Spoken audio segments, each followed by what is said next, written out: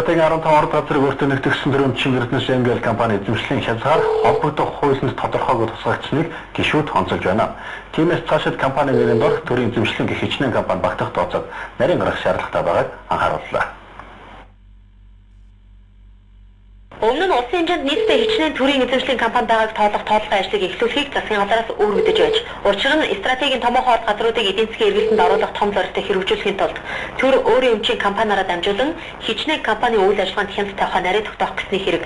Харин энэ тоолго хийгдсэнгүй. Автоматар 2007 онд улсын хурлаас батлсан стратегийн 15 орд газрыг орд нэг бүрээр нь 15 охин компани болгож Эрдэнэс MGL-ээр толгойлуулсан.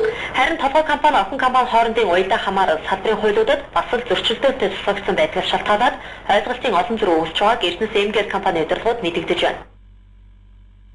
Ашигт мартмалын байгууллагын салбарт үйл ажиллагаа үрж байгаа төрийн өмчийн оролцоотой бүх компаниуд танай чиг үйлдэлд орсон байна гэж ойлгож болох уу?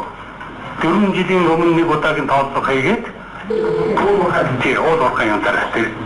тэрний юмыг бол тэгээд үндсэндээ ашигт мартмалын газар төрийн өмчийн хороо тэгээ манайхаар 2 хүн оролцоод нэг тооллого хийсэн тийм юу гэдэг. Одоо тэрний яг бүрэн хэмжээгээр таваа гаргаж чадсан уу гэдгийг мэдэхгүй.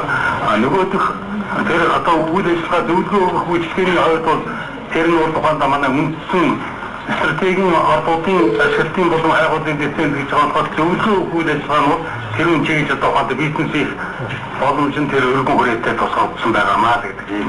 Хөгжлийн банкнаас санхүүжүүлэх 100 сая долларын хөрөнгө оруулалтыг компани одоо хэрэг аваагүй байгаа. Энэ мөнгийг төмөр замын төсөл нэрийн дор авах гэж буйнд гишүүдэд хар төрүүлсэн бололтой Хөгжлийн банк компани хоорондын цусан төрлийн хамаарлыг тодруулж байсан юм. Тэрний дараа нь Хөгжлийн банктай ямар холбоотой вэ? Эрдэнэс MGL-ийн холбоотой Эрдэнэс 5 толгой компани гүйцэтгэх захирал Хөгжлийн банкны удирдах зөвлөлд орж байгаа. Эрдэнэс MGL нь стратегийн аж холбогдол бүхий ордыг ашиглах үед төрийн орцог хэрэгжүүлж төрд ногдох ашигыг төвлөрүүлэх, ашигт мартмалын нөөцийн үйлгээ хийх уулуурхайн чиглэлээр үйл ажиллагаа эрхэлж байгаа төрийн өмчийн орцоотой компани төрийн мэдлийн хувьцааг борлуулахад зөвлөх үйлчилгээ үзүүлэх зэрэг үйл ажиллагаа эрхлэх юм. Харамсалтай нь зөвлөх хэмжээнд үйл ажиллагаагаа явуулж чадахгүй байгаа ч энэ үеэр дурдсан юм а.